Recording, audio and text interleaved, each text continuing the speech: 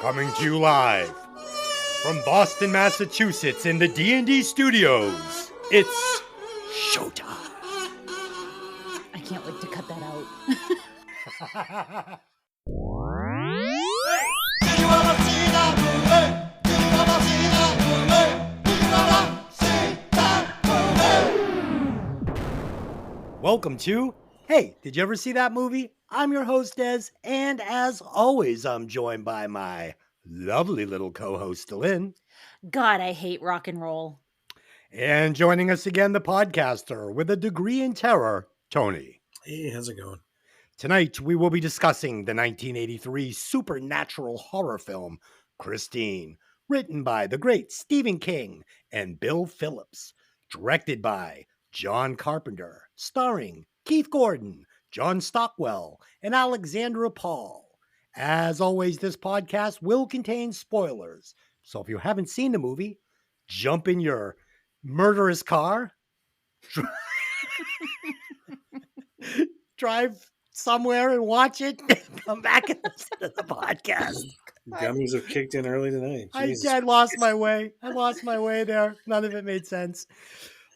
Please take a moment to like, subscribe, and comment. If you're listening on YouTube, we already know you're not going to, but fuck you. And if you're listening on Apple, please give us a 5-star review. We know you're not going to do that either. So fuck you again. Okay, here we go. Let's do some opening thoughts on this one. So I have seen this classic movie several times, but it has been several years since my last viewing. The question is, how will it stand up to this review? Tony, stupid question. Have you ever seen Christine? I've only seen it once. I was shocked when No I realized that. Fucking way. I saw it when my dad took me to see it in 1983 at the Revere movie theater. And that's the only I've never watched it on cable. I've seen bits and pieces when it's been around, but sitting down to watch it, I didn't remember not liking it when I was a kid. So I'm like, all right, let's see how this holds up. I thought you were going to say you'd seen it like 1,000 times. No, it's to me it was always one of the weaker ones. But Wow. I'll give my thoughts in a little bit. Okay. And Dylan, had you ever seen it?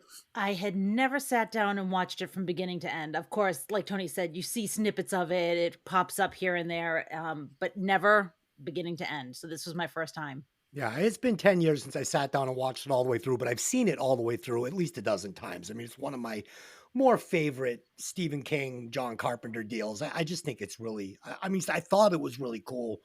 We'll see what I thought now. I'd love to shout out the listener that requested this. We got the request for Christine off our YouTube page. I went back to check for the listener's name and the comment was gone because our listeners, when they do comment, they don't like to leave it up. So I don't know. Something's going on. Something supernatural is going on. So anyway, shout out to you. You know who you are. You know who you are. Thanks for the fucking request. we really do appreciate that you took the time to recommend this one to us. I don't really know what's going on with Des tonight, but we do appreciate sitting down, typing out, hey, love to see you do Christine. So here we are. So thank you. Yeah, thank you. Okay. Thank God for Tony tonight. Jesus. Let's do some quick facts on this one. I usually don't bring the facts, but I got one today. So Brooke Shields was considered for the role of Lee Cabot, and Scott Baio, you might remember him from Chachi, Joni and Chachi from Happy Days. He was considered for the role of Arnie Cunningham. Both were initially suggested by Columbia Pictures, but the filmmakers opted for less known actors instead. Kevin Bacon was also considered for the role of Arnie, and he actually read for the role, but he decided to do Footloose instead. I like the choices. I like the choices for this movie. I'm glad that we got some lesser known actors. I always say this when we do these podcasts, that the less familiar I am with the actors, the easier it is for me to be kind of put under the spell of the movie, you know? So I really like the casting in this. Lynn, do you have any facts on this one? So I just have one fact. There was a scene that got deleted. It's from the end when the car gets crushed up. Spoiler alert, sorry. And there was a scene with Bill, the screenwriter, and George Thorogood. And they were the guys controlling the Crusher, but I guess they were both terrible actors, so they cut it. Oh shit. Tony, you got anything on this one? Um, just the I'm always shocked when I read the facts. I do the trivia and I do all that kind of stuff. Just the amount of cars that they went through. I think it was 28, if I remember my number right. It was just it blows my mind, and the fact that some of them, as they're trying to destroy them, wouldn't stop running, Oh, that's which great. always freaks people out too, which is kind of cool. But just to touch base on the casting stuff, it just blows my mind that Kevin Bacon was like considered for this Yeah. because he was still up and coming. I mean, to me, Keith Gordon was actually a bigger star. He had Jaws 2 under his belt. He ended up going on and doing Back to School with Rodney Dangerfield. Yep. So I Yeah. mean, he was a pretty big name in that time era. So I mean, I think he's easily one of the best things about this movie. Oh, I yeah. really really appreciate it. Dylan and I were discussing how, he really pulled off both sides of the coin. Like he was believable in both personas, right? Okay, let's do a quick box office. With a budget of $9.7 million and a box office gross of $21 million, this was considered a success for the studio. It wasn't a smash success, but I mean, you double your money. It's always good, right? Yep. All right, let's do a quick. Let's not do a quick synopsis yet. Hope you're all enjoying my ride. This is a combination of edibles and cranberry juice. Yeah. That's a reaction of some sort. Yeah. Okay. Let's do a fast five. Tony, I have got a fast five written up just for you. I hope you enjoy it. I go out of my way to do these for you every week. So the fast five this week is going to be scene versus scene. Which scene hits harder?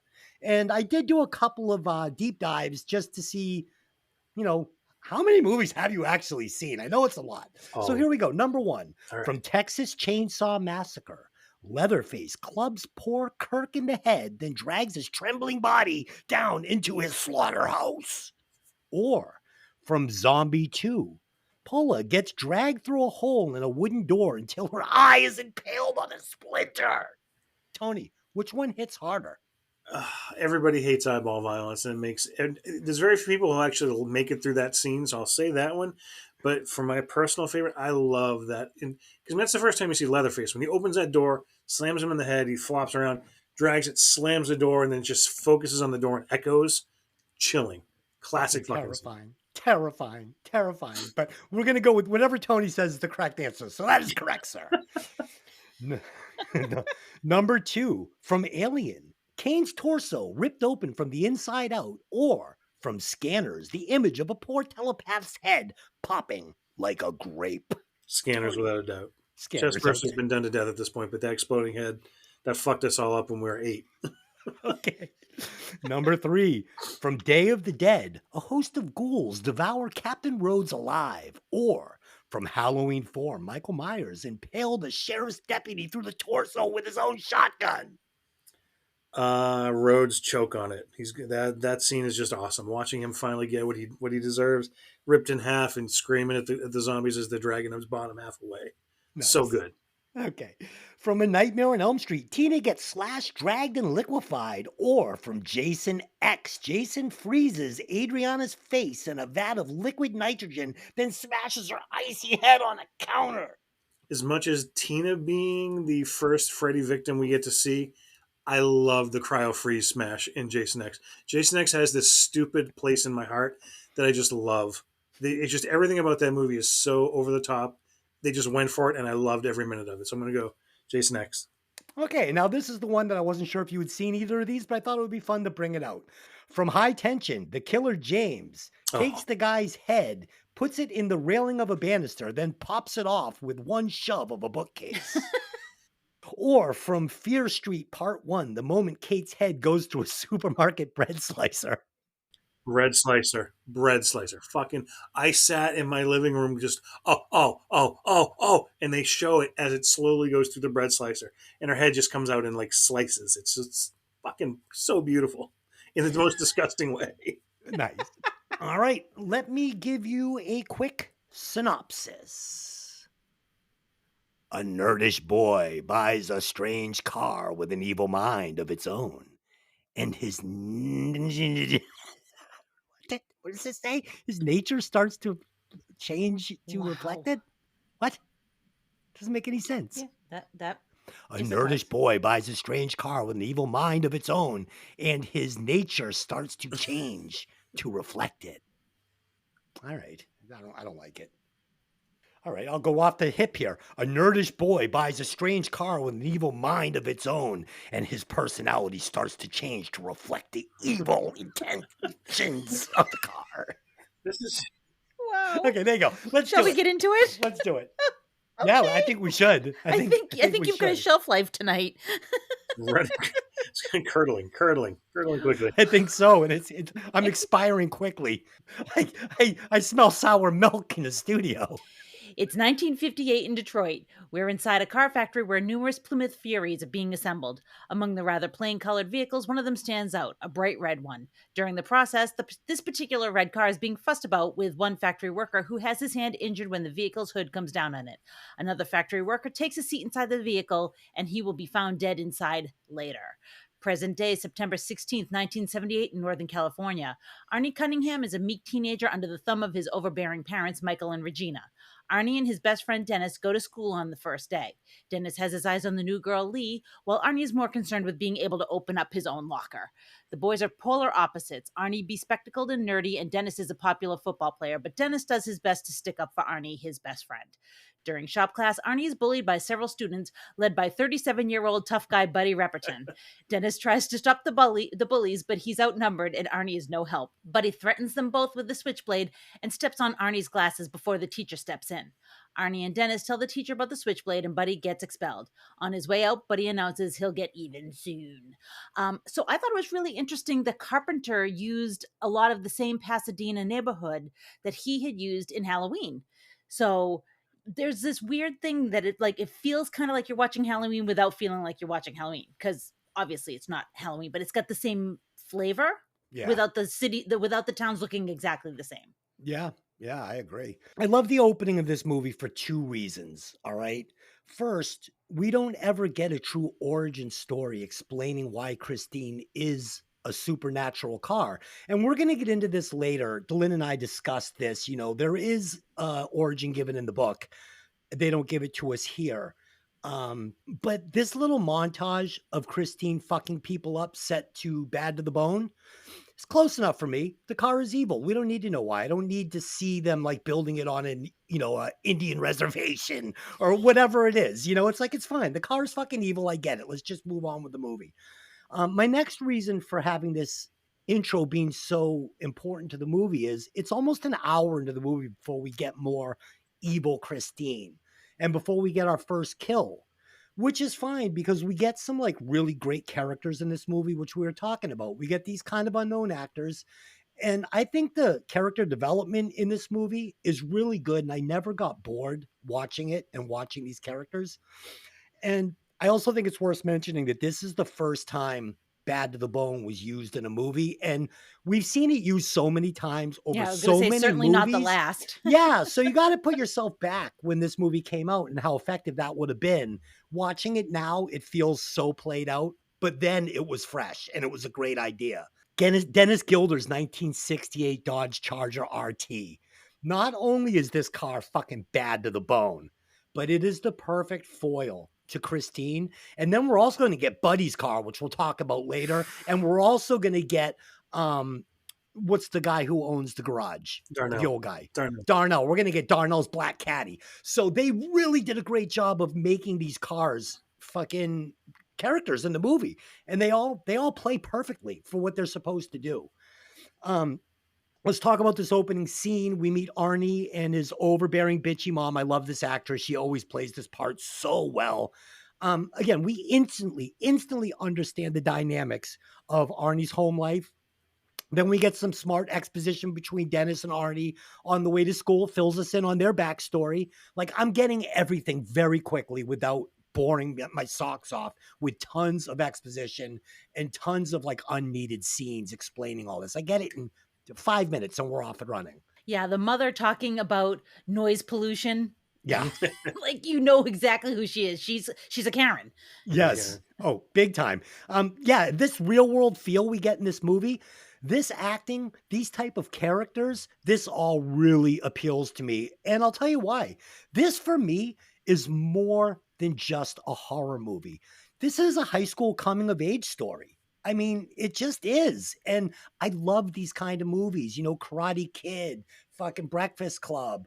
And there's going to be more subplots and more subgenres in this movie. But right off the bat, I'm feeling, high school coming of age. And these kids all feel, I mean, besides maybe one or two characters, feel like, basic high school kids.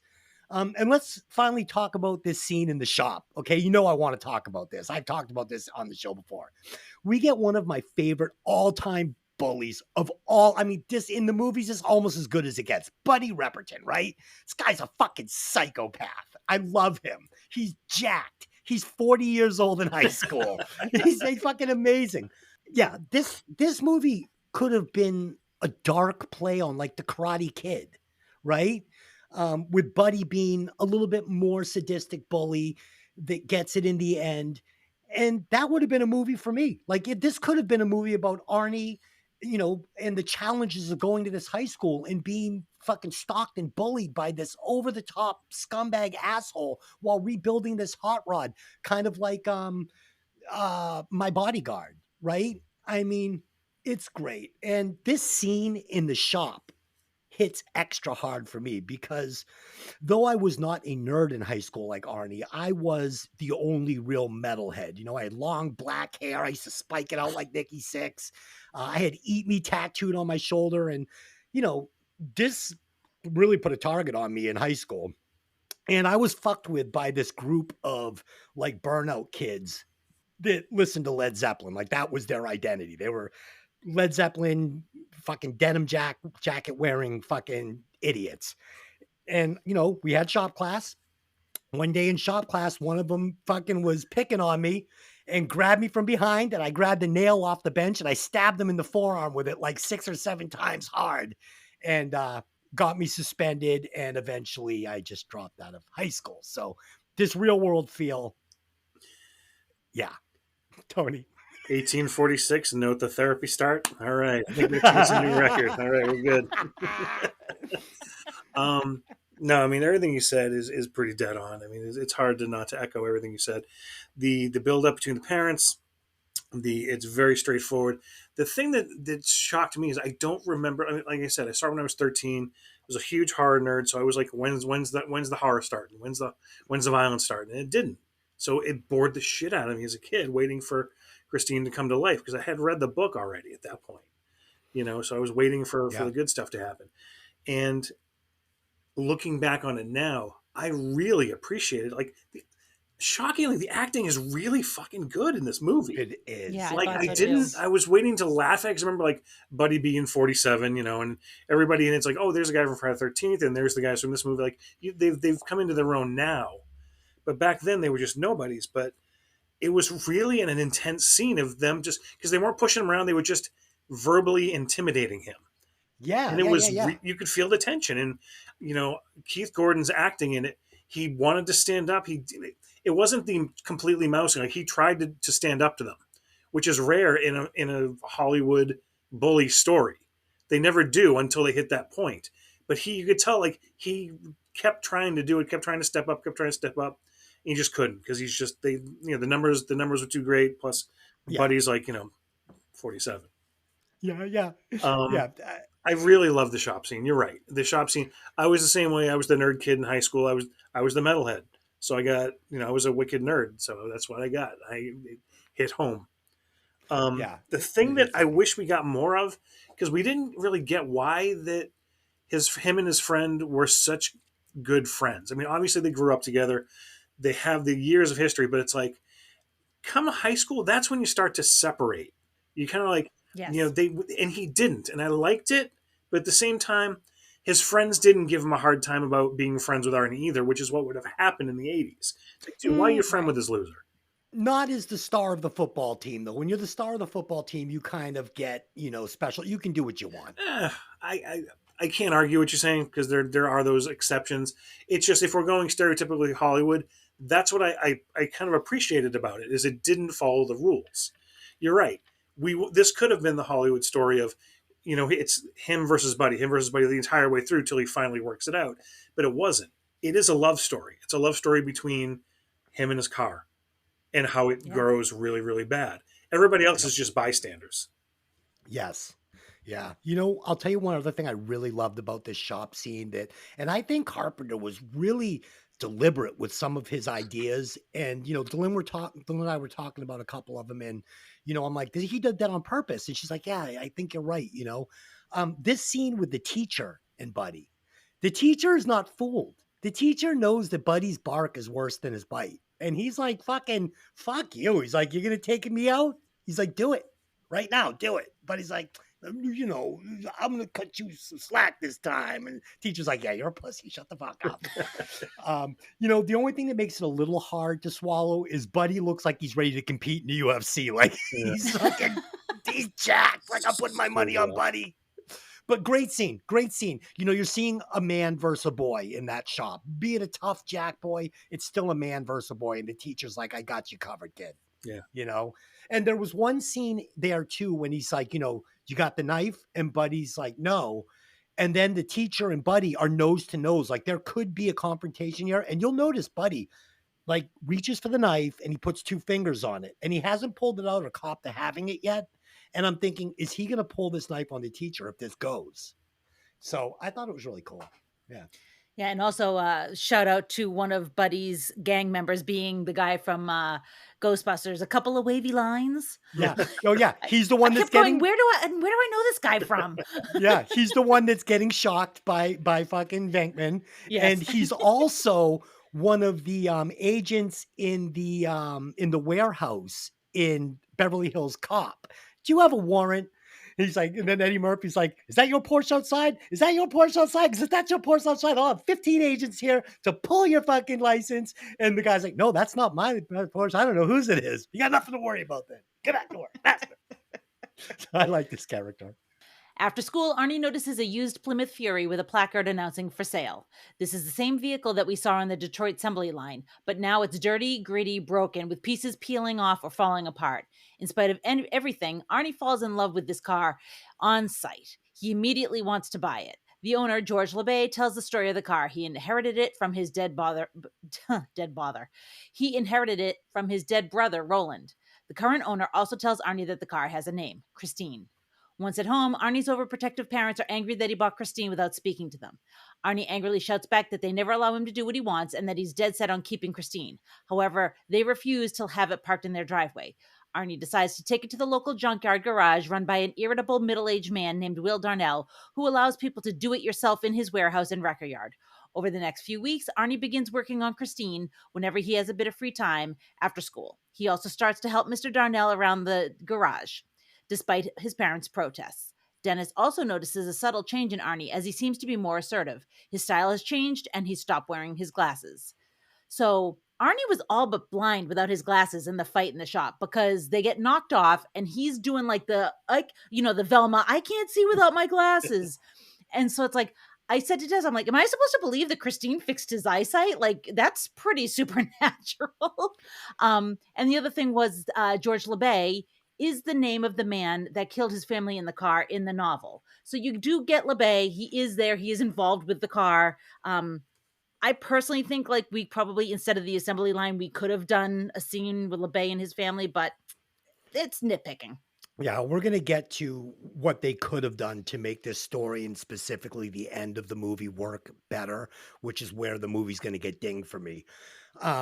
So about the glasses. So my theory is, we're watching also, again, like I'm talking about these subgenres and these different parallels in this movie. This is also a possession. I mean, the car is an evil entity and it's possessing Arnie. We're losing Arnie and we're getting this, this dark possessed entity that is using Arnie as a vehicle, as a host. He doesn't need his glasses anymore. He can see perfectly now.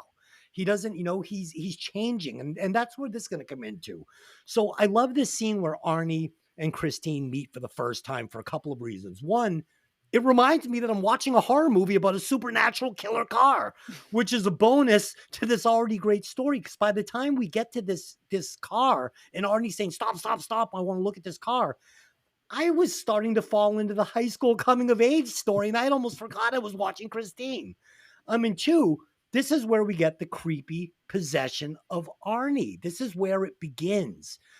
So many layers, so many genres, full bag of storytelling, chock full of great characters.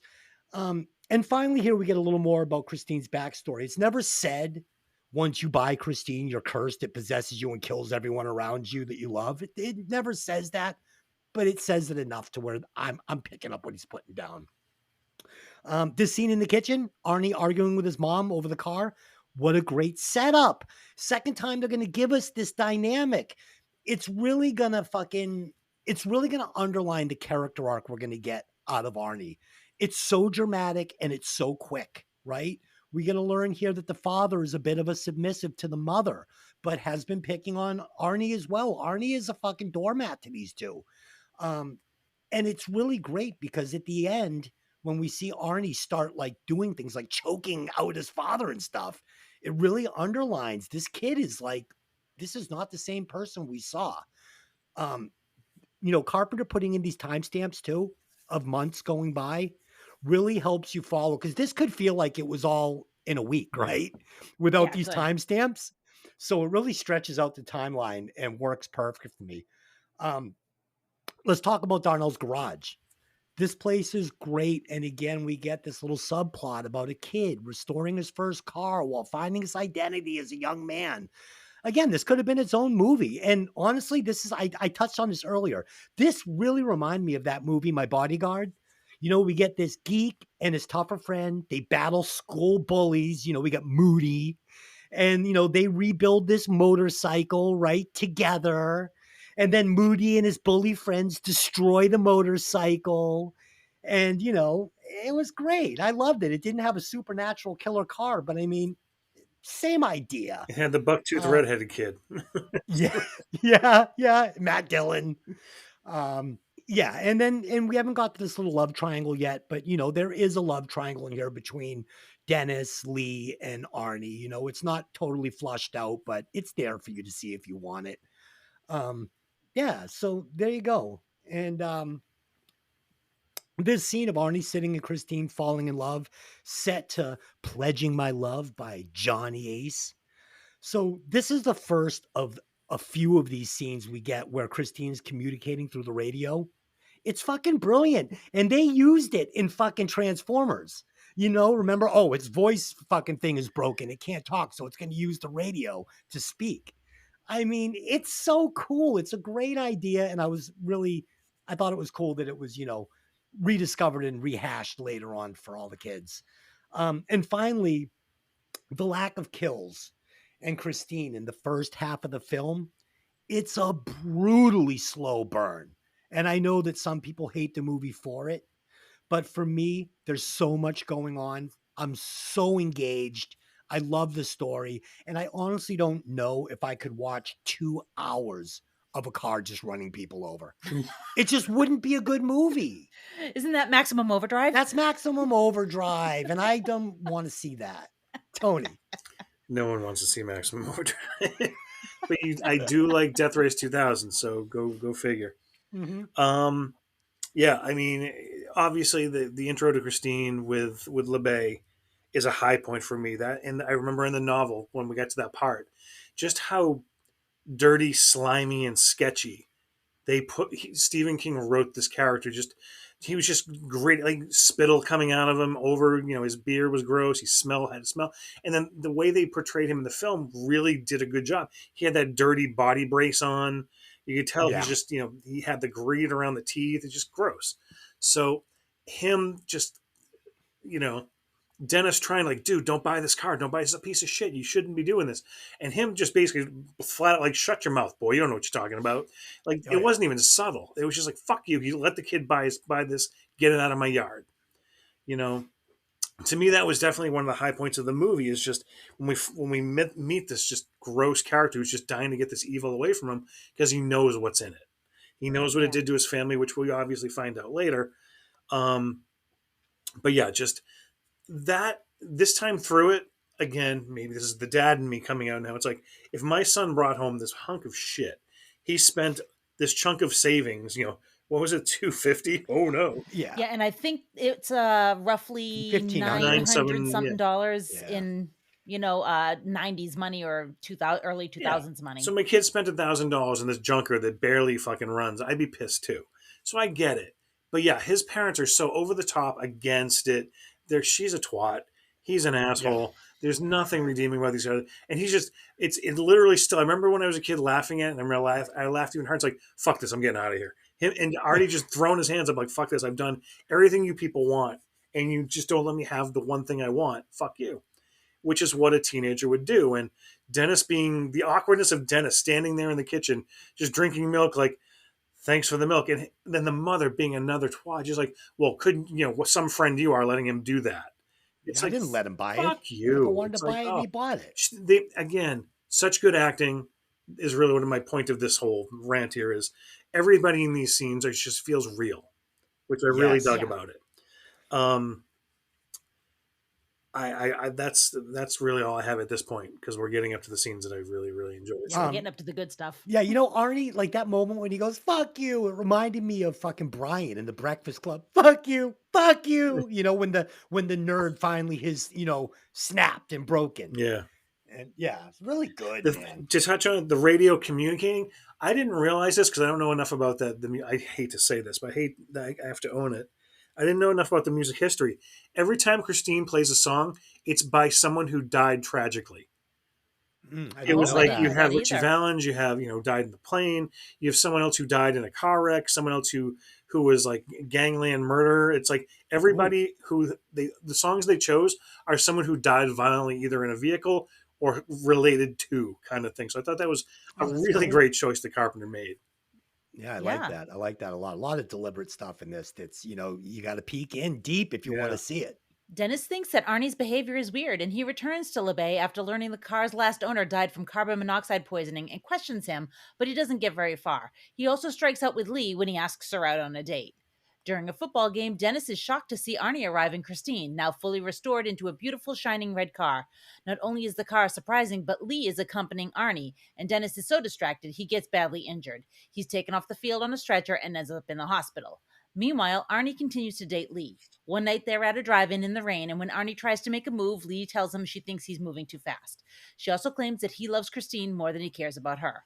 One of the windshield wipers gets stuck, and when Arnie jumps out to fix it, the doors lock and Lee begins to choke on her hamburger. Arnie tries to get in the car and can't, but a good Samaritan does and gives Lee the Heimlich, saving her life. Arnie takes her home, and she tells him that she won't go anywhere in Christine ever again. There are weird things about the car, like when only old songs can be reached through the radio aerial, but none of the local stations can be heard. Arnie then returns Christine to Darnell's garage. I thought that this was a really clever plot device to get Dennis out of the way without killing him, right? He's still there. He still exists. He's still an observer of what's going on with Arnie, but he is unable to do anything. And he's relatively safe from Christine in the hospital. Unless Christine learns how to go up an elevator, he's pretty much safe there. Right. Well, I mean, he's safe as long as he doesn't try to come between Arnie and the car. Everybody is. You're only Yeah. in trouble when you directly get involved with Arnie or Christine, really. Yeah, well, Dennis already is. He's going to LeBay and complaining and getting involved. Yeah, so well, once he starts scratching the paint and getting involved, he's so we see this scene of Arnie blowing off plans to go to the movies with Dennis and telling his mom, go fuck yourself before taking off in Darnell's black Cadillac. It is the perfect car for this scene, I love the use of cars as characters in this movie. And for it to be like this, this sleazy, mafia style black Cadillac, and Arnie is really starting to get darker. And it just works. It just works. there's a subplot with Darnell being a smuggler. And I think that's part of the reason why they chose that car. And it got cut out for time and everything else. But that was part of what was going to be happening, is that he was going to be a smuggler and Arnie was going to end up doing, some backhanded stuff to help Darnell. The So mule I'm jobs, kind yeah. of glad they took that out because it didn't really make sense to the movie. But No, and also, I'm going to talk about this later, but Darnell is one of the most likable characters in the movie. I mean, though he's like, got the hard exterior, right? And he tries to come off as, this dick don't fuck with me. He's so soft and understanding underneath that when he says to him, "Hey kid, I know you're not made of money. And, if you want to rebuild your car out of my junk, that's great. You can do some oil lubes, you can put the toilet paper on the roller, and maybe I'll even throw you a few bucks." Like he's genuinely like Mr. Miyagi. He wants to be Mr. Miyagi for Arnie's son. But Arnie's like, "Well, I'll think about it." He's like, "Well, don't fucking think about it too long, douchebag." I love this character. I love this character of Darnell, and I kind of wish they didn't kill him, but whatever. So we also get some exposition here from Arnie's mom, letting us know the previous owner died in Christine. So Carpenter, though he's not giving us the full, backstory and origin of Christine, he's giving us bits and pieces from the book, enough to where you can put it together if you're interested in doing that. And this is where the Killer Car movie really begins, right? About halfway point in the movie. We get some more like really haunting exposition from George LeBlay explaining to Dennis that Arnie, like his brother, is now basically under the spell of Christine. He's saying, fucking, you've lost your friend. Christine's the most important thing in the world to him. My brother's daughter died in that car and he didn't sell it. Like, that's it. It's a done deal. So a lot of people have a problem with this scene when Arnie shows up with Lee at the football game and they're kissing, right? People are saying there's no way she would be with him. There's no way. Prettiest girl in school, she wouldn't be dating him. But I disagree because Carpenter made a point of showing us a scene where we see she spends her days in the library studying. She's a bookworm. She's smart. All the high school football boys, the popular boys say, "You're going to get shot down." She shoots everybody down. She's not interested in stupid, academically challenged high school football boys. I think Arnie is exactly the kind of guy she would date. He's intelligent. He's well read. He was too dorky. She couldn't date him before. But once this like kind of transition happens and he starts getting like kind of cool, he's definitely a little mature for high school, kind of like she is. They're a perfect match. And I thought it was very believable. In fact, I thought it was more believable than she would be interested in Dennis. So it worked for me. And I really love this shot of Christine watching everybody gathering around Dennis on the field. It feels like Christine is watching, like it's an entity, like it's possessed, almost like it doesn't have control over everything that's going on, but it has influence over what's going on, right? And it's watching. And I just really thought that it made the car, like it started making the car feel like a character to me, to where at the end, like I said to Delin, start having emotional connection to this car. And I love how Carpenter fast tracks this riff between Lee and Christine in literally 2 minutes in this drive-in theater.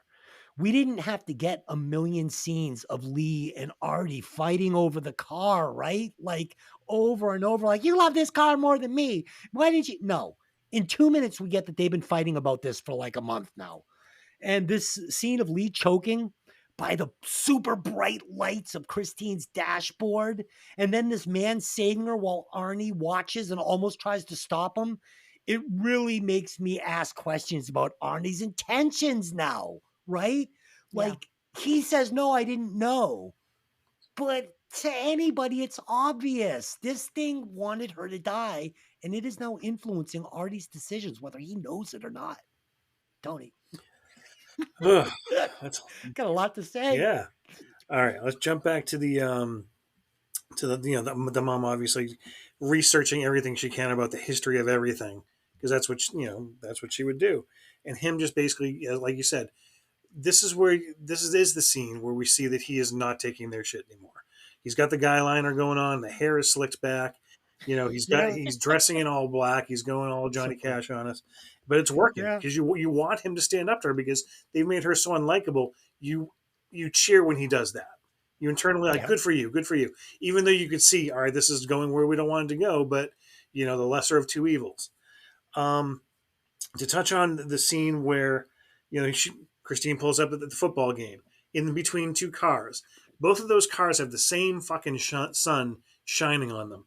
Christine pulls up, every shine, every glare, everything is sparkling. So yes, she made everyone look at her. So even though she's not Yep. influencing things, you pull that up, that's going to catch the corner of your eye, which is going to make Dennis keep looking. So in a way, Yeah. she did make him look over to not see the hit coming.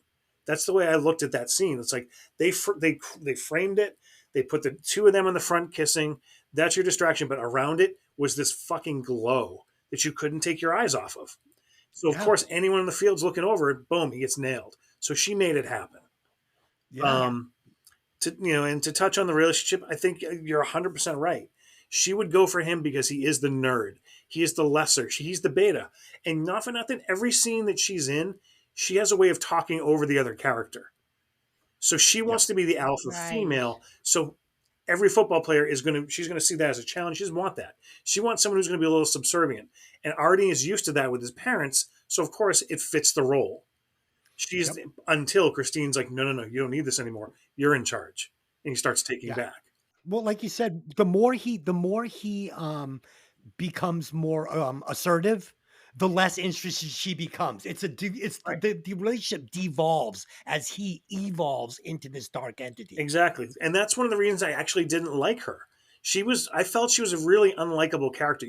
You pitied her for a little while, but then I felt she was starting to get to the level of like mother-like. It's like this, nah, I don't like the car. I don't like the car. Then you know what, fucking break up with him and move on. It's like get away from it, The drive-in scene, obviously that's a landmark of the film. Everybody knows the green light comes up, she grabs her throat. And it's funny because the green misty kind of look is the same thing that Maximum Overdrive did, also written by Stephen King. The green mist is what made the vehicles come to life. Take that for what you will. Is Christine the beginning of the evolution of the machines taking over for Stephen King's universe? That's a whole other discussion. But yeah, Arnie obviously not helping, not coming around to that side, accusing that he doesn't care. Lee hit Christine. She slapped the seat. You slapped my girl is pretty much what it comes down to. Yeah. He's not going to Yeah. stand for that. It's like, oh, you got hurt. Oh, no, I care. You didn't give a shit. No, he didn't. Yeah. No, we're going to get that too through some exposition with Dennis later where he's like, oh, about Lee. He's like, no, fuck Lee. It's a fucking cunt. Talking about Christine. I love the car. Yeah. You know? After Arnie's departure, Buddy Repperton and his thugs arrive, and they proceed to systematically destroy Christine. Arnie sees the wreck done to Christine the next day and is shocked that all the work he has put into restoring the car has evaporated. Arnie suspects that Lee was somehow responsible for the wreck. He's getting into trouble at home as well, as his temper has radically changed. He fights with his parents, and Arnie has one big row with his father. But more and more, Arnie can only think of one matter. He wants to restore Christine to its full beauty again. The next day, the first thing he does is go to the salvage garage to restart work on Christine. Determined, he looks for his tools. Turning his back on Christine, he hears the crinkling of metal behind him. Arnie looks back at Christine startled, and he realizes that part of her engine is now repaired as if by magic. Arnie doesn't look startled anymore, and he encourages Christine to restore herself in front of him. The car flicks her headlights on, and obediently there is sudden mayhem. As pieces are moving to their original position, the hood dusts itself off, the aerial strengthens up, buttons and seats start mending themselves, and end up being shiny and like brand new. The living, malevolent car has the power to regenerate. So this is pre-CGI. And to be able to do these special effects practically, they used reverse photography, they used some trickery, some air bladders behind plastic pieces, mimicking metal. Also, like Tony mentioned earlier, many different cars were used for Christine.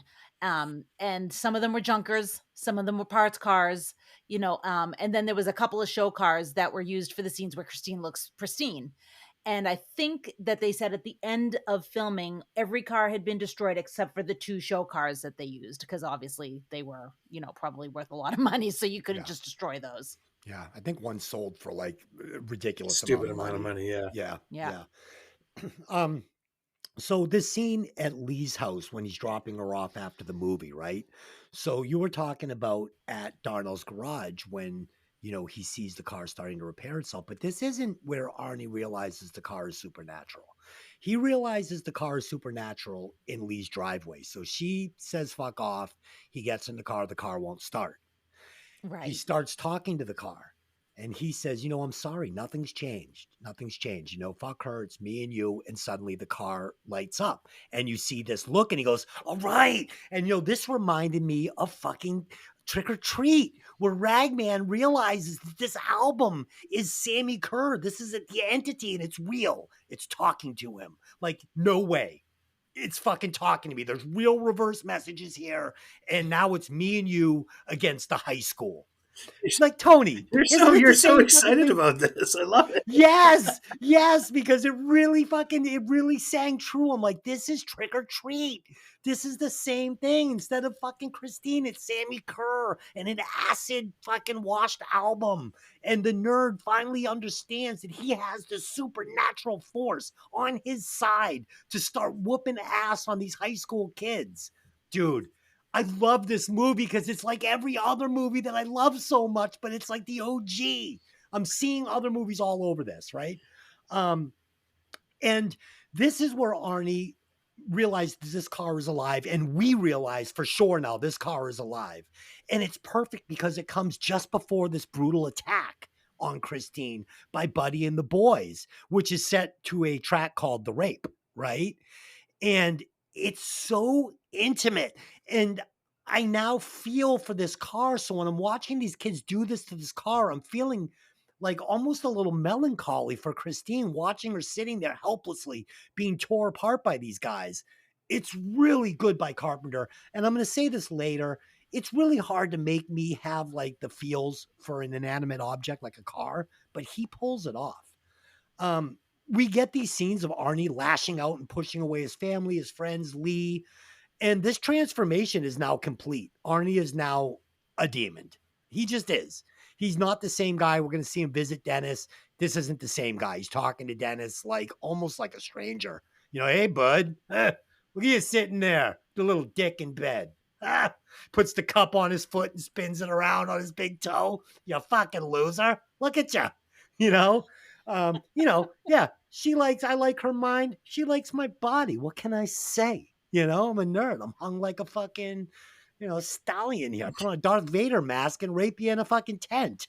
Revenge of the Nerds. There it is. Oh, God. Finally, we get this amazing scene of Christine repairing herself. Like you said, it's set to this seductive music, and it's just so clever. He ran the film backwards, like you said. People didn't know how he did this. Cutting edge back in the time.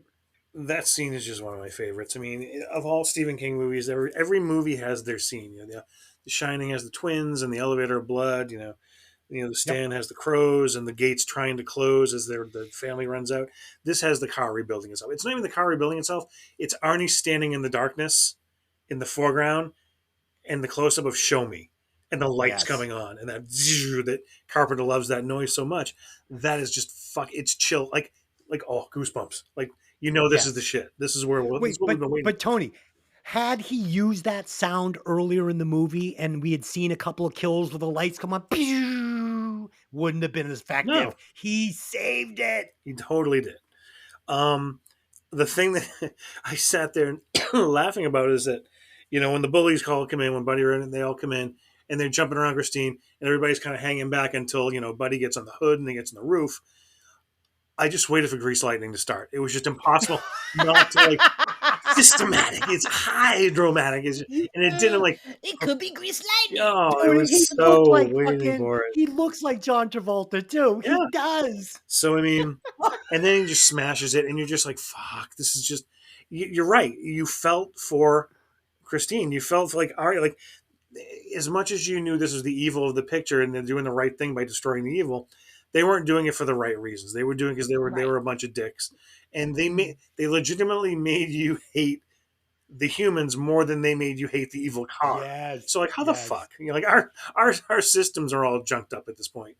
So now it's like, all right, they fucking killed that car. Like that was to think 4 people could physically just with pipes do what they did to that car was just insane. Like cutting the seats, ripping everything out, shitting on the dashboard, the whole thing. But Arnie's transformation, even before this, he was using the same terminology and the same phrasing that LeBay was using, the term shitter, which was always a term that I always laughed at when I used to read. When I read it, it's like, oh, shitter.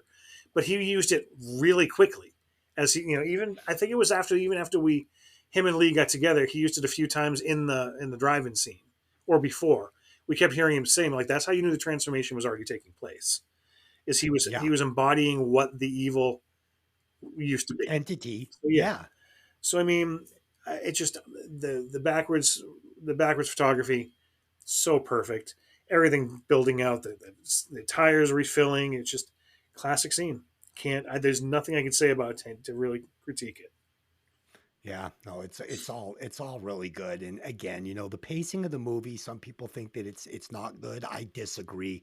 I think waiting for this second, act just made it so much more effective. And I was hungry for these car kills instead of being tired of them. A more determined Arnie goes back to high school life. Nobody dares to touch him now, but the police are suspicious. A detective comes to the school to question Arnie, asking how he so perfectly repaired the car that had been so destroyed.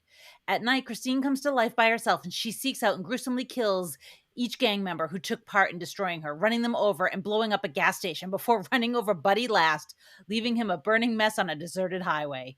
When the car returns to Darnell's garage, the old man sees her smoldering and approaches with a shotgun. When he finds no one in the car, he climbs inside and Christine crushes him to death against the steering wheel. The next morning, Arnie arrives at the garage to find police all over the place. The detective questions him and Arnie learns about Darnell's fate. Christine looks pristine again while the police are processing the scene. Dennis and Lee begin to talk, both of them worried about Arnie and Christine. They discuss the supernatural things that they've noticed and decide they'll have to, quote unquote, kill Christine if they're going to save Arnie. On New Year's Eve, Arnie picks up Dennis and Christine. Dennis observes Arnie drinking and driving, being aggressive behind the wheel, and sees the odometer running backwards instead of forward. Arnie tries to explain to Dennis how wonderful, strong, and fulfilled he feels when he's driving Christine, sounding more like a starry-eyed lover than a car owner. The next morning, Dennis goes to the school parking lot and scratches Darnell's Tonight into Christine's hood and drives off with Lee. They go to Darnell's scrapyard and they wait for Arnie and Christine inside a bulldozer. In the book, Darnell's death is more exciting, but it would have been really hard to create it in a movie. Christine drives through a picture window of Darnell's home, and as he's trying to escape up the stairs, she's ramming into the stairs repeatedly until his heart gives out, he falls, and then she basically runs him over repeatedly. Yeah. I mean, would that have been a little bit more fun than him just getting crushed and it being over? Yeah, but I can see why that might have been a tough one to shoot. Yeah. So these kills, this is, it took us a while to get here, but it was worth it. In this first kill on Mooch, right, where the car, shows up and we get the piercing musical sound that we love and the lights come on, you're going to notice the car has black tint on all the windows when it's a killer, but it doesn't when Arnie's driving it around. This is just because they didn't have the technology to make a remote control car then, right? Now it would have you would have seen the car driving itself, but yeah, there's a stunt driver in there. Yeah, they didn't want you to see him. Yeah, so I kind of wish that he had just tinted the windows out all black, Tony, and he just had his car blacked out. Would have been cool. I would have been fine with it. I mean, they didn't have that back in the 70s. Did they have tint back then? Well, they had to because the car has tinted windows in these scenes. In the 80s, yeah, but I mean, when he was supposed to have it, because that was what, 79? Yeah, it would have looked odd to viewers. It would have looked odd to viewers. You make a good point. So, it's something we just get past it.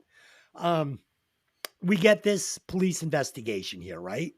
And I love it and I hate it. Okay. I love it for what it's a problem. This is what's going to ding the movie down from a perfect movie to not a perfect movie for me.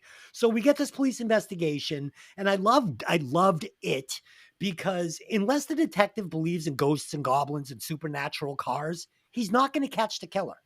It's brilliant because no matter what he thinks it is, it's not going to be that because he is a critical thinking detective. He's not a guy that's going to be like, oh, possessed car. No, he's not Fox Mulder. Yeah, he's going to look at the fucking facts of what's going on. We see a clear love triangle. People are going to die. People have been dying. And, the investigation wouldn't go in the direction that it ultimately does.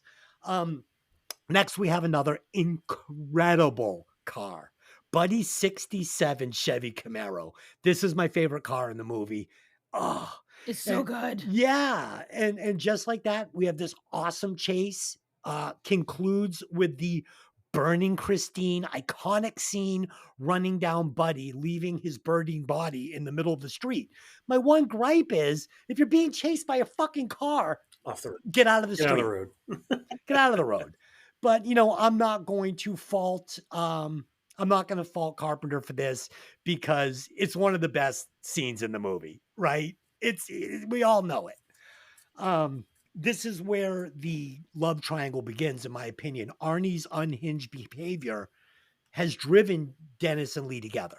And, we've seen this before. They're going to come together as, friends trying to save a friend, but no, it's there's something going on there. It's never completely, flushed out, but you can see it. Now I understand that. So, the detective is going to question Arnie. He's going to look at the car, oh no, you can still see where it was stabbed. The Bondo, I don't see it. Oh, I'd replace the whole door. Yeah, but you just pointed at 2 spots in the door and said you fucking repainted it.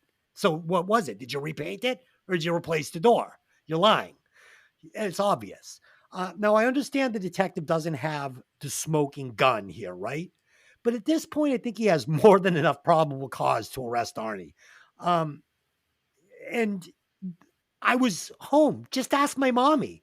That would not be a sufficient alibi here.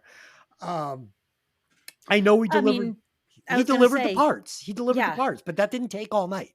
Yeah, I was also going to say though, when Christine squeezes into that building to run the kid Yeah. over, Yeah, mooch. she's not leaving behind paint. Paint And because scrapings. because he's asking him about the paint, and I'm going, if that paint matches, No, but no. and they never go any further with it. No, because the car is never repainted by Arnie. He never has the car painted. The car just regenerates itself. Yes, I know, So- but I'm just saying, did she leave paint behind because No. it's on the? Well, how do you know? Because it's fucking supernatural magical paint. It doesn't exist. It was never sprayed. It's not actually attached to the car. It's a blood of a demon. It is the blood of a demon, and it fucking it cannot be left behind.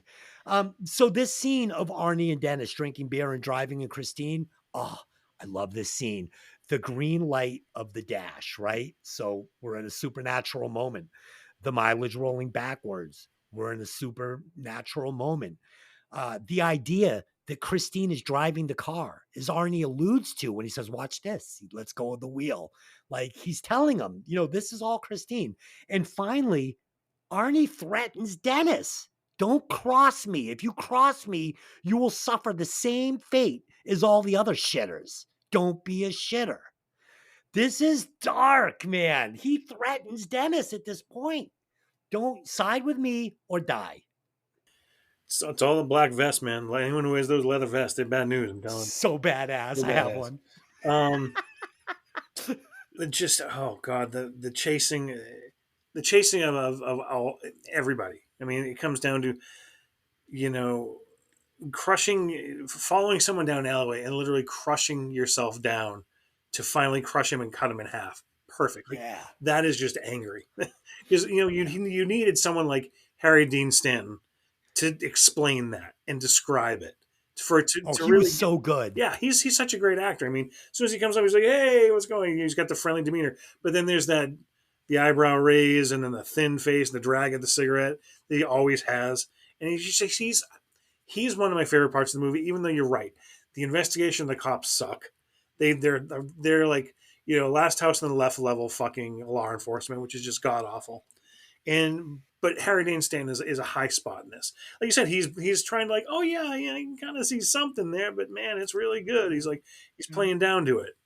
You got the receipts for this one? Don't have them. It's like he's asking all the right questions, not getting the right answers because he knows something's up. But you're right, he doesn't have the smoking guns. We can't do anything yet. So he's going to keep poking. He's going to keep poking. The one thing I didn't like is that there were scenes in the book where he actually went to look at Christine himself, and he had the feeling that something was going to happen to him. And they could have done that in this by just, the hum or the car going on or something like that. Just give us something with it to show the guy does have a little more law enforcement in him than the fucking bumbling, the bumbling Brooke here. And yeah, the scene with Dennis and him driving in the car, and Christine takes the turn by herself. It's all there. You go. There, we just showed our hand. This is where we are in the movie. Where how are we going to resolve it? You know, it's. Yeah. I felt at this point it was starting to get too simplistic. You know, as far as the Yeah. relationship, like, all right, we know that he's the good, he's the bad, the car is the evil. So let's just get to the end, because you're right. It would have just been, cut, paste, repeat at this point with whoever's going to Right. piss the car off. The flaming Christine chasing down Buddy. You use the word iconic. Exactly. There's no other word for it. Runs him over into this flaming heap and just keeps on driving. It's like, fuck yeah, that was so good. And then I felt from that point on, it was just a lot of just like, this is where this is where the movie stalled for me. To me, Yeah. that was like, I figured that was going to be like you said, that was going to be the end. Those are the people who are causing the most problems. Not the fucking whiny girlfriend who already broke up with him twice. Not the best friend who's like, I'm worried about you, man. It's like, no, it should have been them. I felt we could have dragged that out to be the ending. And again, even though I knew how the novel goes, the novel really gave you Christine's thoughts. The novel gave you the inside of fucked up Arnie's head, so it could expand it a little bit. It's a thick fucking novel, too. So it gave us so much internal thinking and so much background the movie couldn't you just physically can't do. Yeah. So I mean, I felt they should have taken this in a different direction, but again, Yeah. that was I didn't come up with an ending for this because that to me should have been the ending. That to So me is the Remind me if I'm wrong, but in the novel, didn't Christine kill Arnie's parents and the detective too? the detective. I know. I don't remember the parents dying. Granted, it's literally been 40 years. So Tony, this is what you're looking for, and I'm gonna spill it a little early. I have it in my next set of notes, but I think it needs to be brought up now. So this is where the movie needed to go. They brought in this detective, and he plays it perfectly. His performance is great, but the character is not written well, Yeah. and he lost his way at the end of the movie. So this inspector, this detective, he should have been like the reporter from this TV series, The Incredible Hulk, right? He's this detective that's been following the case of Christine for 20 years. He fucking knows about all the mysterious deaths, and he now thinks this car is possessed. And, at the end, he could have been the one to kill Arnie and Christine, knowing he's putting it out of his misery, and then framed it as something else, and story ends. And this guy finally gets the Hulk, right? That's how it should have ended. That should have been the ending. But instead, we'll get to it. So just keep that in mind. We'll get to what we actually get here, though. Dennis's plan is that Lee will wait in the relative safety of the office and will lower the garage door when Christine arrives. As she's heading to the office, headlines shine on her, and Christine emerges from a scrap heap and chases Lee. She's able to avoid Christine despite the car crushing one of the walls of the office. Lee hides inside, and Christine rams the wall again. This time, Arnie flies through the windshield because he wasn't wearing his seatbelt. Thanks, With the last- Christine. Yeah, jerk. With the last burst of life, he grabs at Lee before dying while caressing Christine's grill. However, Christine is not done. She does battle with Dennis and the bulldozer, but ends up losing when Dennis drives the bulldozer over her, crushing the car quicker than she can regenerate. Dennis then runs the car through the compactor, leaving it nothing more than a metal cube. However, a bit of metal on the cube begins to move as the camera fades. I liked how during this scene with them fighting Christine, that her grill gets knocked out and the jagged metal makes it look like she's got like a Jaws mouth. Yeah. And I was like, I loved that. That was really cool. It was a nice touch because it really drags home that it's like a monster, Yeah. Oh, totally. Yeah. So this final act, this was surprisingly sad to me. I felt the bond between Arnie and Christine. I felt the love Arnie had for Christine as he died and he rubbed her, in pain. Like this felt like it was just shy of like a dog dying and its owner holding it. Like I was getting those kinds of feels, right? And then we get the rage from Christine after Arnie dies. Christine sits there with him quietly as he rubs her and dies, in the arms of his lover, Christine. And then the car, once he's gone, is like, all right, fuck you. We're doing this now. And the car gets pissed. And it starts fucking, going berserk. I have to tip my hat to him, man. He made me feel real emotions for this relationship between Arnie and Christine. He built that. He built that over a 2-hour time frame, and I just can't believe it. And you got to give credit to the guy playing Arnie too, because without his performance, Yeah. you're not getting that, because he said that he specifically played the role as if Christine was a human woman Oh yeah, and it on worked. purpose. Yeah, Yeah. and it worked. And then Carpenter shooting the car the way he did, like you said, with the grill, with the teeth, watching it the game, really humanizing this vehicle. It worked. It just worked. And this is what my last little thing, and I kind of tipped on it, but let me just go through it. So finally, I think the detective would have had questions for Dennis and Lee. You know, what's easier to believe, that Arnie died while they tried to save him from an evil supernatural car, or that they killed Arnie in a twisted love triangle? But we get the detective calling them heroes in the final shots. Here's my problem with this. We get no indication the detective thought Christine was a possessed supernatural car. Never comes up once in the movie. It just doesn't make sense. Like, you have to at least give me one scene where the guy, like, even scribbles on a napkin, like, possessed car with a question mark. I mean, like, fucking something. It's a problem. And that is my problem with this movie. Carpenter took us an hour and 40 minutes to perfection, and then just fucking was like, I can't write the ending to this movie. I can't do it. You brought the detective in, fucking stay on the supernatural kick, and just end this thing on a high note. It's the Stephen King. It can't end a fucking story. It kills it. The man Oh, cannot end a story. fuck. I mean, again, I don't remember the ending of the book as well as I probably should. I probably should have stuck up on that, but no, I like I said, from the kills on, I checked out. I really didn't. I didn't like the ending. I didn't like the, oh, we're gonna trap it in the garage. It's a car. It'll either break through or it won't. You know, and again, I didn't come up with it. Like I said, the alternate endings are always hard for me to come up with because I appreciate the director's visions and whatever. But sitting here now, it's like the one you started to touch on really makes sense. So it's almost like, and the one thing I did used to think, remember, like when I sat down, before I sat down with it, remembering, it's like, well, I remember Arnie gets shot through the windshield. At that point, Christine should have just been a fucking shell because that's the Yeah. heart. She needs a soul and a heart to run. She's got the Right. energy, but she needs something to make it happen. So once Arnie died, everything on her should have faded. So at that point, she's nothing Yeah. until someone gets into it. So when Dennis went to get into it to move it to the junkyard, he starts to get it. And it Right. could have accelerated because she was at such a Sure. high power, then Lee should have killed him. Yeah. It needs the host. Right. So I mean that's kind of where I kind of felt maybe it should have gone at that point because it didn't make sense to me. Why even have Arnie? Why didn't it start rebuilding itself inside LeBay's backyard? Why wasn't it perfect? Well, Right. Why did it need that's someone? why that's why I think Carpenter left it so ambiguous. You know, he just didn't want you thinking about the rules. He didn't set up any rules in this universe. He's just like, this is a fucking evil car. But see, that's what Tony always says. A bad movie is when they break their own rules, kind of a thing. You introduce a universe and you don't follow the rules. This The only car thing worse rebuilds is when itself. there's no rules. You know, it's been the reason it stopped rebuilding itself was because the owner, the host, is dead. It became a junker because the brother died and the other brother never got into it. Once Right. Arnie's dead, that should have been it for Christine. It shouldn't have moved. It shouldn't have done anything. It can't do I anything anymore agree. because it lost its soul. I agree. Well, then perfect. The sheriff comes in. The car is a dead piece of shit. Arnie is dead on the ground. Those two And go to Lee jail. and fucking Dennis are fucking there. Right, they go to jail. Yeah. That's how it Yeah, should have been the Night of the Living downer ending, where the heroes go to jail because there's no other evidence against anything else. Well, you just ruined Right. my alternate ending, but okay. Sorry. Yeah. So let me ask you guys then. So it sounds like everybody really liked the first hour of the movie better than the second hour.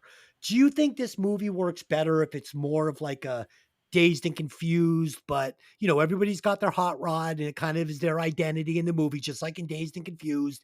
We get this, you know, the super bully, a kid, a nerd, you know, coming of age, high school, girls, fights, hot rods. That's your movie. No, because it's already been done. Like, this was being done as a scary car movie. Yeah, but I'm saying, would this movie have worked better like that? You got to think this came out way before all those movies. Like, would this have been the original, cool, kind of dark, edgy, coming of age story. It I wouldn't don't because think it would have been made without that. yeah, you need the car to be the evil because there's no other reason why Artie would have changed. Well, you've got fucking Buddy is the evil, and Arnie has to step up to compete with this guy and finally kill him. I don't know. I don't know. I don't know. It's just a I mean, thought. eventually, the thing that we haven't even touched on, which I can't believe none of us have brought up, is the fact that King did write his other possessed Hot Rod movie, which is Sometimes They Come Back. He Yeah. had his I saw greaser ghosts. So I don't think I saw that one. I think it's just a book. It's not a movie, is no, it? it's a sequel. Got two of them, yeah, Oh, really? shit. Yeah. I didn't even know. Yeah. but Don't take away my horror card on that one. either way, I don't think it would have worked any other way. I just wish the second half could have been a little more smart. I don't feel it was Yeah. smart. I feel like everything that happened in the second half was just reiterating or repeating or expanding on what we already got in the first half. Yeah. It looked good though. Oh, it looked beautiful. It looked beautiful. It's just that the storytelling fell off a fucking cliff. Yeah. Holy, Agreed. it almost feels like two different people wrote the movie. Yeah. Like someone wrote the first half and then somebody wrote the second half. And I like the first writer better. Yeah, definitely. Do you think it might have been a little bit of like a John Carpenter influence maybe in one half and then Stephen King kind of trying to butt in at the end of filming? No, I don't think that he was involved like that. I No. think he had written the book. The book was just going to publishing, and they were because King was so hot, they were already putting the movie into pre-production. Right. It was already being So- made before the book was really even out. Okay. Yeah, Okay. so I don't think he really kind of got involved like that. I think maybe they just had made the choices they had made, and they had to wrap it up. You Could have been know, budgetary. I mean, Carpenter's never been one to play nice with studios, so I could see the budgeting being a problem. yeah, yeah. All right. So that's it. I think we broke down Christine for the mystery listener.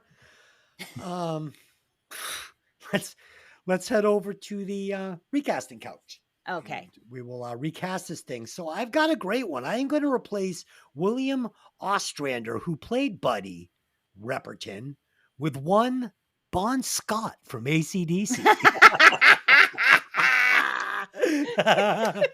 Wow.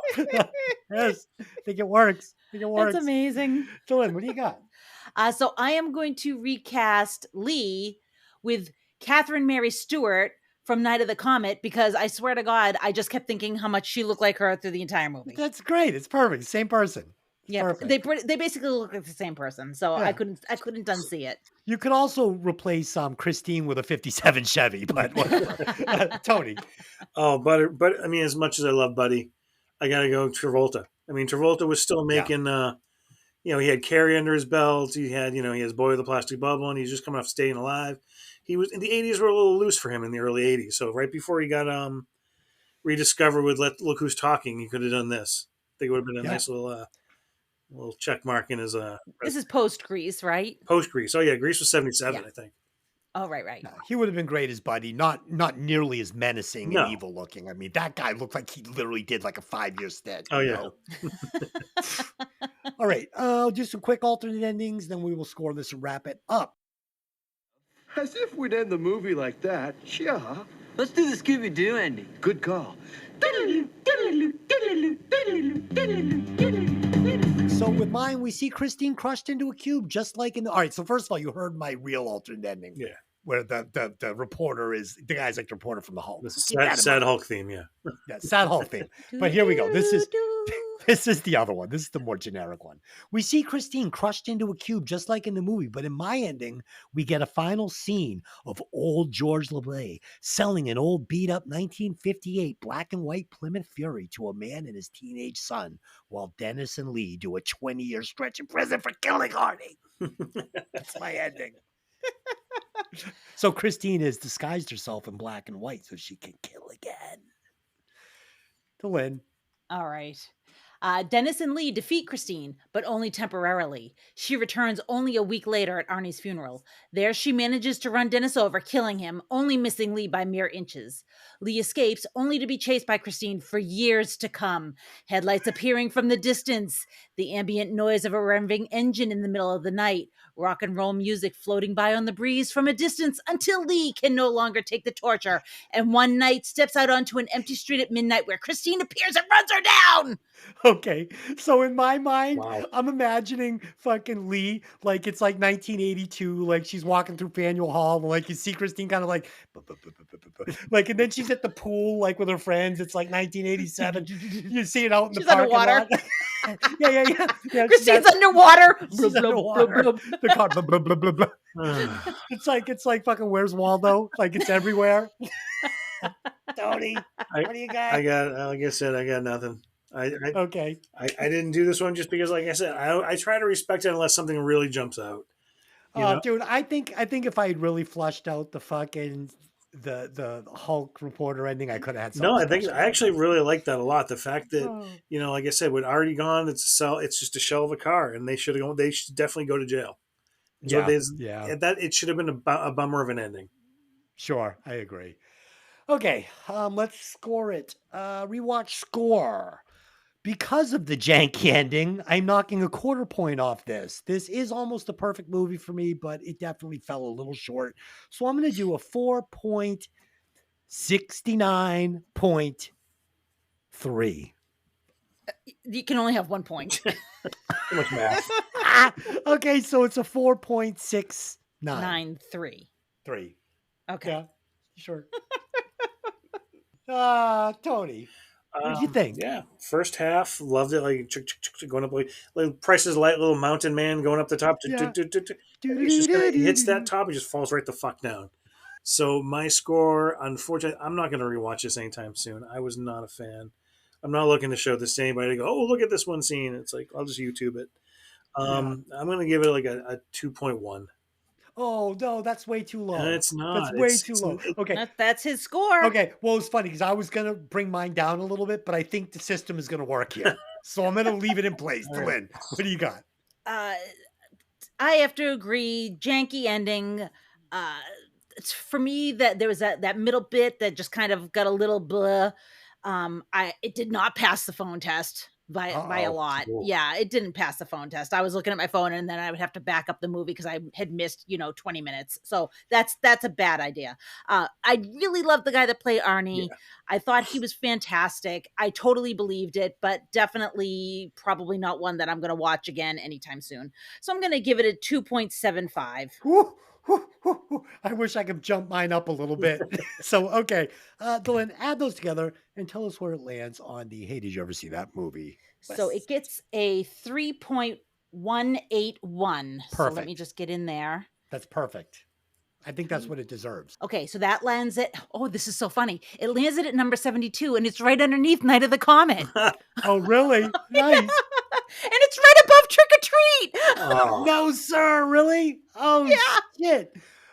Okay, so this is definitely better than Trick or Treat, and it's also better than Night of the Comet. Nah. but Oh, there I you don't go. know. I disagree with Totally that. disagree with both of those. Okay. But anyway. All right, so that's it. We will be back in 2 weeks with Tony 2.0 to review The Inside Man with Denzel Washington and Jodie Foster. And on our sister podcast, Violent Vinyl Radio, we will be breaking down Aerosmith's Permanent Vacation.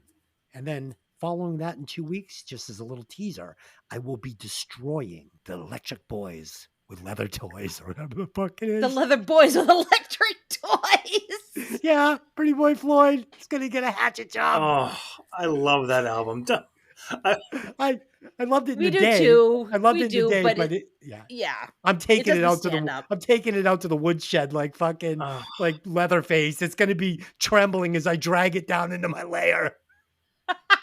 I Want to Be With You makes it onto at least one playlist every other year. I'm like, it never leaves. It's always part Oh. of something. I was singing that with Delynn the other day in the kitchen. She was like, "No, I saw you walking home the other day So from terrible. school." It's so terrible. Oh, God. I was like, it's really creepy because how old is the person singing supposed to be? Yeah. Like, oh, you're watching me walk home from school? What are you, 28? Like, ugh. Oh, Welcome to LA in the 80s. Oh, and that's it. Until next time, I just have one question for you. Hey, did you ever see that movie? See you next time.